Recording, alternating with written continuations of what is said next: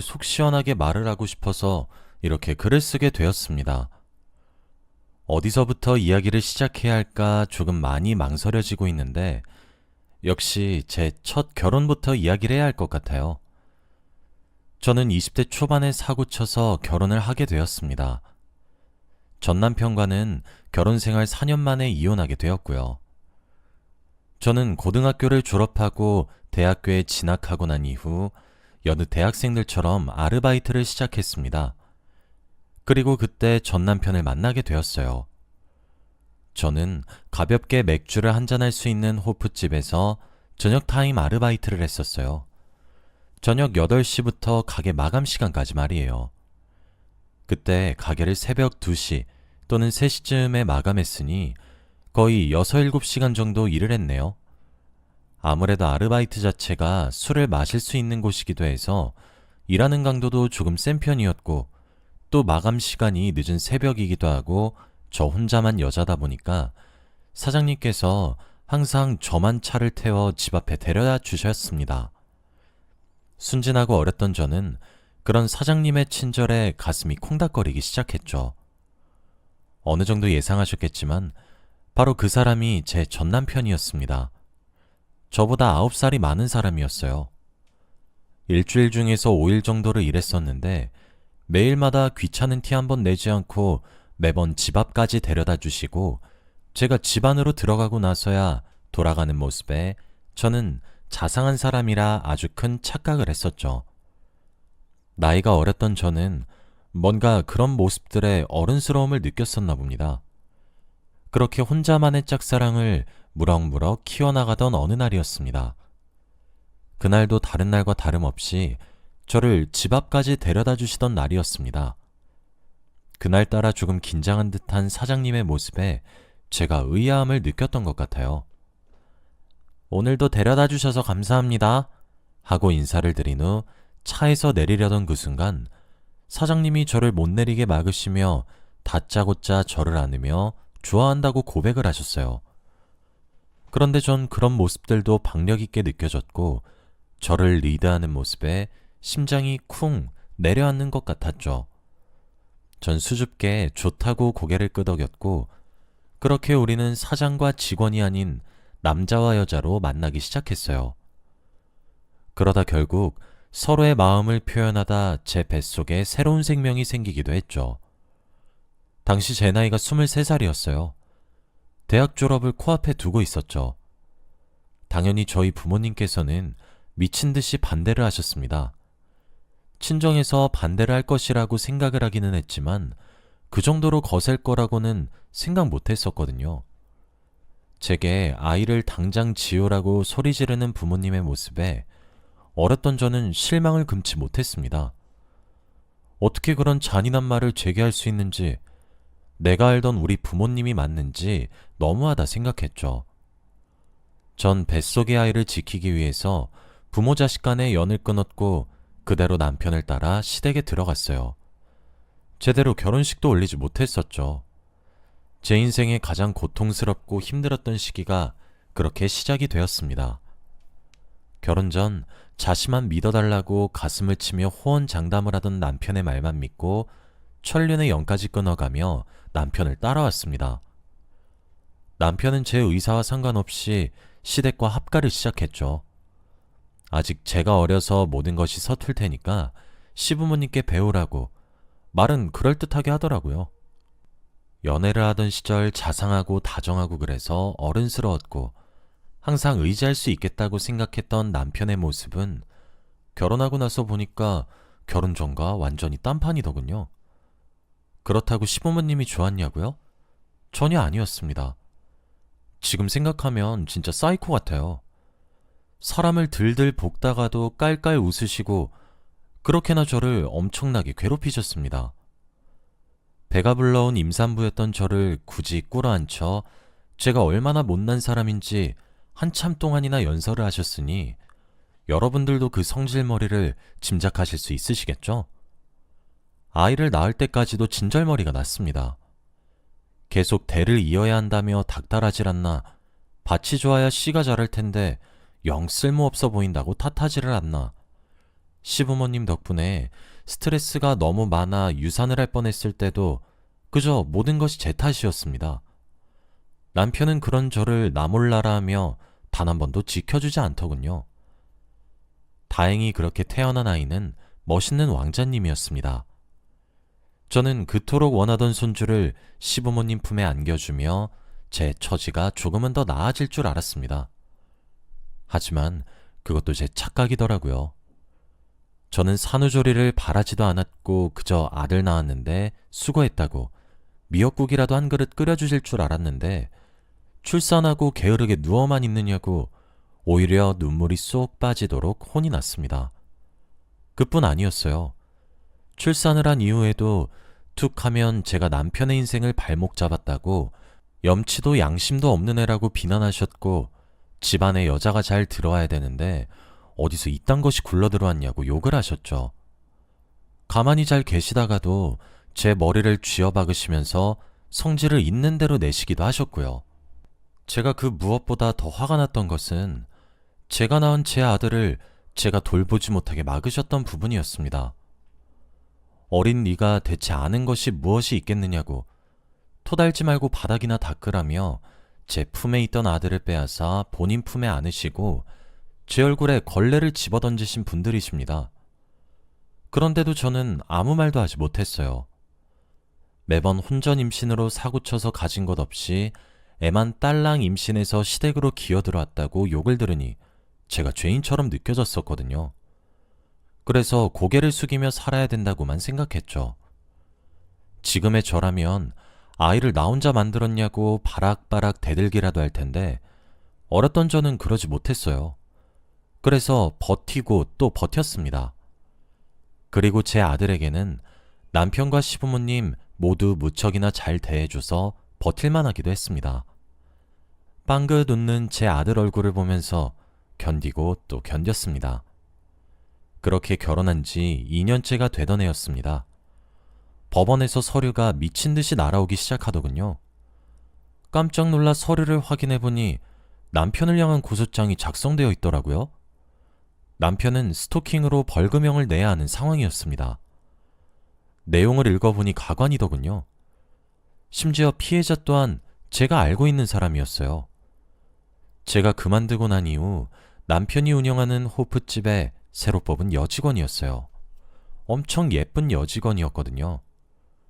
남편은 그 여직원을 1년이 넘는 시간 동안이나 졸졸 쫓아다녔고 그것도 모자라 집까지 쫓아가기도 했고 사장이란 직위를 통해 갑질과 함께 개인 번호로 연락하면서 정말 입에 담기 힘든 문자들을 보냈고 나타날 때까지 기다리겠다고 협박을 하기도 했더라고요.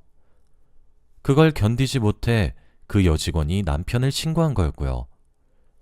남편한테 이게 뭐냐고 따지고 들었더니 남편은 어디 여자가 떽떽거리고 앉아있는 거냐며 제 뺨을 내려치더군요.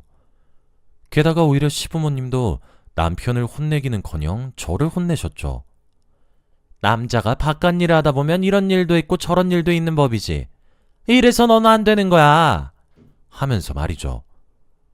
저는 그렇게 또 저를 탓하는 그들을 보며 모든 것이 모자란 내 탓이라 여기며 죄송하다고 이야기했습니다. 저도 그 당시엔 조금 제정신이 아니었던 것 같아요. 시부모님과 남편의 등살에 제 탓으로 여기지 않으면 그곳에서 버틸 수가 없었던 것 같아요. 그렇게 시간이 또 흘렀고 결혼 4년차가 되던 해였습니다. 장을 보고 집에 돌아오니 모르는 여자와 갓난아기가 거실에 있더군요. 남편과 함께 말이에요. 무슨 상황인가 가만히 들어보니 그 갓난아기가 남편의 애라고 합니다. 함께 있는 여자는 심지어 옆집에 살고 있었던 여자고요. 그러니까 남편이 옆집에 있는 여자와 불륜을 저지르고 애까지 만들어 온 것이었던 거죠. 옆집 여자는 저보다 좋은 조건을 가지고 있었어요. 저는 어리고 가진 것이라고는 대학 졸업장 하나뿐이었는데 그 여자는 어엿한 직장도 있지 어느 정도의 재산도 있지. 그래서 그런지 시부모님 남편 그 여자까지 제게 집에서 못 만들고 나가라더군요. 제 아들은 내버려두고 저 혼자만 말이에요. 그렇게 큰 소리가 나기 시작하니까 제 품에 안겨 곤히 잠들었던 아들이 빽 하고 울음을 터뜨리는데 그제서야 눈에 뭔가 벗겨지듯 제정신이 번쩍 들더군요. 그 길로 집을 나왔습니다. 저녁 찬거리를 산 장바구니와 수중에 남은 거스름돈 몇만 원과 품에 안긴 아들이 전부였죠. 근데 참 그때 연을 끊고 지냈던 제 부모님이 많이 생각이 나더군요. 그래서 무작정 친정을 찾아갔습니다. 부모님이 내치면 보호소를 가던가 하기로 하고 말이에요. 초인종을 누르고 누구냐는 목소리에 눈물이 왈칵 나더군요. 나야. 두 글자를 한참 만에 겨우 내뱉으니 기다렸다는 듯 문이 열렸습니다. 부모님 가슴에 대못 받고 결혼해서 꼭 잘 사는 모습을 보여주고 싶었고 이제 나 인정해달라고 하고 싶었어요. 그런 결심을 가지고 힘들게 결혼했습니다. 하지만 정작 수년 만에 돌아온 딸은 삐쩍 말라서 한 손에는 장바구니를 들고 한 손에는 갓난아기를 안고 제 꼴이 얼마나 볼썽사나웠을지 짐작도 되지 않아요. 제 모습을 보자마자 엄마는 저를 껴안고 눈물을 흘렸고 저도 그때 다시 어린아이가 된 것처럼 부모님 품에 안겨 엉엉 울었습니다. 저는 미안해. 그런데 한 번만 도와줘. 나 엄마 아빠 자식이잖아. 하며 도움을 요청했습니다. 당연히 저희 부모님은 못난 딸을 용서해 주셨고 온갖 방법을 동원해 주셨습니다. 당연히 남편의 그간 법원에서 받은 고소장들의 이력들과 옆집 여자와의 불륜과 그 결실인 갓난아이까지 증거가 너무나도 명명백백했습니다. 저는 항상 그 집안의 손바닥 위에 올라간 장난감 취급만 받았던 사람이었는데 저도 제 부모를 찾아가 도움을 요청하고 온 힘을 다해 제대로 반박하기 시작하니까 그쪽 집안에서 꾀갱하며 합의를 요청하기 시작하더군요. 저는 모든 결정권들을 부모님께 일임했고 부모님은 당연히 합의를 거절하셨습니다. 그동안 받아왔던 시부모의 학대들은 주위 이웃분들의 증언으로 증거가 충분했고 옆집 여자는 우리가 부부란 사실을 알고 있었기 때문에 상간녀로 고소도 가능했고 남편 또한 그동안 아이에게 무심했던 것과 아내에게 정신적 학대를 가했다는 것 또한 많은 증언과 증거들을 통해서 입증할 수 있었습니다. 저는 남편에게 이혼 소송을 걸었을 뿐만 아니라 그 옆집 여자에게 상간녀 소송까지 걸 수 있었고 시부모님께도 정신적 피해 보상을 청구할 수 있었습니다. 세 사건 모두에게서 막대한 위자료를 책정받았고 승소할 수 있게 되었습니다. 아이의 양육권은 제가 들고 와서 친정에서 함께 기르기로 했지만 아쉽게도 친권을 박탈하지는 못했어요. 한 달에 한 번 면접 교섭권은 줘야 되는 게 한국의 법이더라고요. 하지만 남편은 제대로 면접 교섭권을 사용하지도 않았어요. 오히려 잘 되었다 했습니다. 괜히 하나 있는 아들만 혼란스러워질 것 같았거든요. 그렇게 남편과 결혼 생활 4년 만에 이혼했고 당시 아이가 4살이 되었습니다. 지금 현재는 시간이 흘러서 아이가 벌써 8살입니다. 저는 그 사이 남자친구도 생겼고 내년에 결혼을 할 계획도 세우고 있어요. 처음에 저는 애가 딸린 이혼녀라서 재혼에 대할 생각조차 없었습니다. 제가 낳은 생명은 제가 책임지는 것이 맞다고 생각해서요. 게다가 저는 재혼이지만 남자친구는 초혼이거든요. 더는 시댁의 거센 방대를 감당할 자신도 없었고 그래서 수차례 남자친구의 마음을 거절했어요. 하지만 남자친구는 끝까지 제게 마음을 표현하고 시댁마저도 설득하겠다고 해줬고 결국 저도 그런 남자친구가 너무 좋아서 허락했고 함께 결혼 계획을 세우고 있습니다.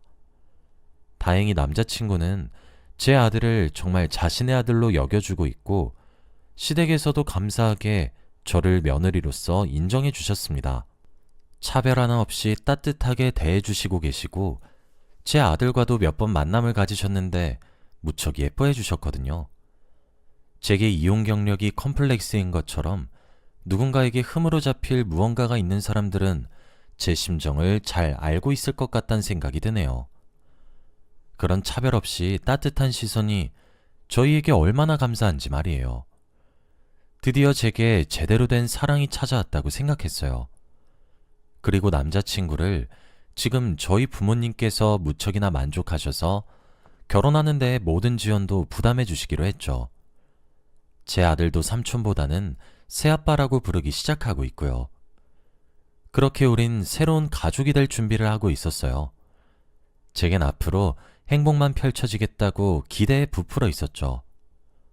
그런데 아들이 초등학교에 입학하고 난 뒤부터 계속해서 전 남편이 아이를 빌미삼아 연락 오기 시작했어요.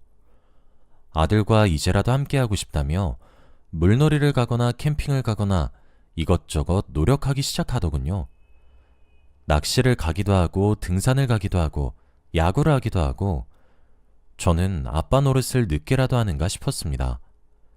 그런데 제게 함께하자고 권하기도 하더라고요. 제가 미쳤다고 거길 따라가나요? 당장 눈앞에서 꺼지라고 욕을 한 바가지 하고 내쫓고 아들만 보냈습니다.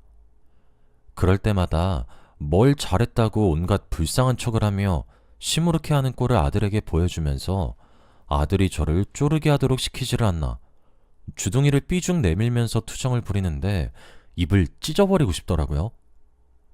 그런데 하루는 저더러 아이 문제로 이야기 좀 하자고 하더군요. 이제껏 양육비조차 제대로 안 준 사람이 갑자기 아이 문제를 운운하니 걱정이 되어 결국 만났어요. 사실 아이가 없을 때 이혼하면 완벽하게 남이 될 수 있지만 아이가 있을 때 이혼하면 완벽한 남이 될 수 없거든요. 아이에 관해 계속해서 상의를 하게 되니까요. 그게 교육이든 훈육이든 뭐든 말이에요. 아이 문제로 인해 할 말이 있다고 해서 만났더니 전 남편은 제게 재혼을 하자고 하더군요. 사실 아이에게 가장 아빠의 존재가 필요했던 시기에 아이 옆에 있어준 사람은 전 남편이 아니라 제 남자친구거든요. 아이도 그래서 남자친구를 새아빠라고 부르고 있는 거고 실질적으로 남편은 아빠라고 칭하기는 하지만 옆집에 사는 아저씨 수준 정도로 생각하는 정도예요. 그런데 갑자기 나타나서 우리 아들을 생각해서 다시 합치고 살자고 하는데 사람이 너무 어이가 없고 기가 막히다 보니 말문이 턱턱 막히더라고요. 무슨 헛소리냐고 화를 벌컥 내니까 흥분하지 말고 자기 이야기를 잘 들어보래요. 아니, 우리 아이만 생각하자고. 아이에게도 부모 둘 다 있는 환경이 더 좋을 거 아냐. 하면서 끔찍하게 아들을 위하는 척을 하는데 기도 안 차더군요. 그렇게 좋아 죽던 불륜녀는 어쩌고 나랑 아들 내팽겨치고 4년 만에 찾아와서 속을 뒤집어 놓냐고 하니까 저를 붙잡고 구구절절 하소연을 하기 시작하더군요. 그 이야기를 듣는 내내 고소해 죽는 줄 알았습니다. 이야기를 들어보니 저와 이혼 후에 혼외자를 낳아준 그 옆집 여자와 재혼을 하게 되었다고 해요. 하지만 저와 다르게 시부모님 말씀에 바락바락 대들고 이것저것 꼬투리를 잡고 게으르게 살더랍니다. 그렇다고 밥을 잘하기를 하나 시킨 것을 잘하기를 하나 그저 누워서 빈둥거리며 TV나 보고 그러는 모습에 시부모님이 한마디 거들면 오히려 두 눈 똑바로 뜨고 말대답만 하기 시작해서 특히 시어머니가 뒷목을 몇십 번은 잡았다고 하더라고요. 그러면서 전처인 저를 걸고 넘어지면서 그 여자에게 잔소리를 했더니 애를 들쳐안고 가출했다 들어오길 반복했답니다. 그래도 이미 엎어진 물이겠거니 생각하고 살고 있었는데 지금으로부터 약 1년 정도 전에 옆집 여자와의 사이에서 낳은 아이가 갑자기 신장이 안 좋아지면서 병원에 입원을 하게 되었다고 합니다.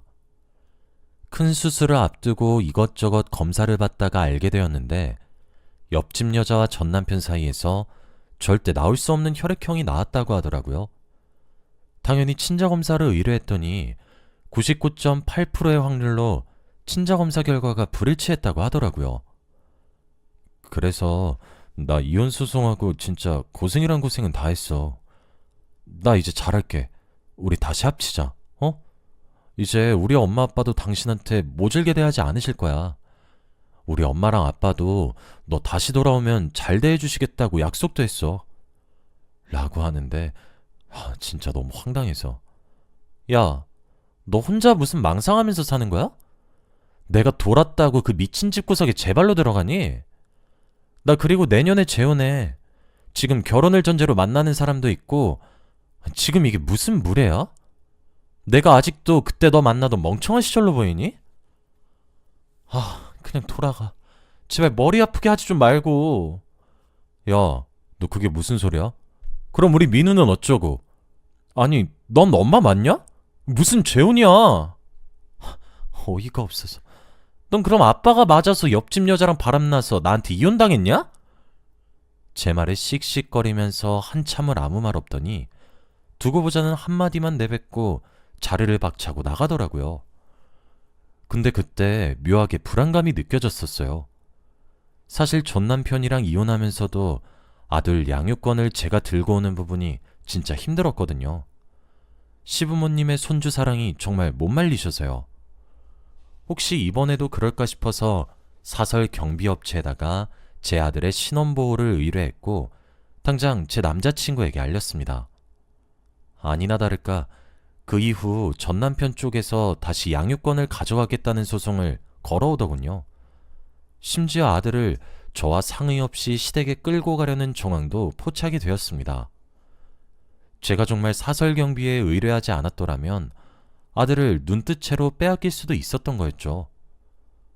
사실 저와 지금 결혼을 이야기하고 있는 남자친구의 직업이 변호사입니다.